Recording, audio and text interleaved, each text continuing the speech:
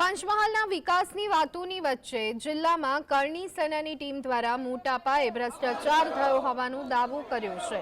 ગોધરાના કાલોલ, હાલોલ, શહેરાસ, ઘોગંબા સહિતના તાલુકાઓમાં વિકાસના કામમાં ભ્રષ્ટાચાર થયો હોવાનો આક્ષેપ કરાયો છે।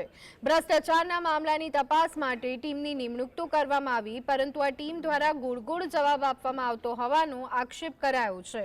જિલ્લા કરણી સેના અધ્યક્ષ સહિત સભ્યોએ જિલ્લા કલેક્ટરને 15થી વધુ આવેદનપત્ર આપી રજૂઆત કરી। આગામી દિવસોમાં યોગ્ય તપાસ નહીં કરવામાં આવે તો વિધાનસભાનો ઘેરાવો કરવાની ચીમકી પણ ઉચ્ચારવામાં આવી હતી।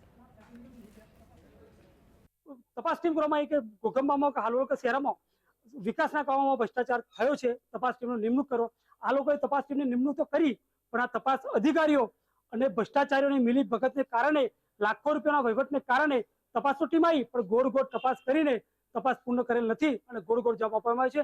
એટલે મારું કહેવું એવું છે કે ભ્રષ્ટાચારમાં જે ભ્રષ્ટાચાર થાય છે એમાં તાલુકા અને જિલ્લા પંચાયતના અધિકારીઓ પણ સામેલ છે। આજ રોજ અમે આવેદનપત્ર આપ્યું છે। આની તપાસ કલેક્ટર સાહેબ નહીં કરે, તપાસ ટીમ નહીં મોકલે તો ગુજરાત વિધાનસભાનો ઘેરાવ અમે કરવાના છીએ।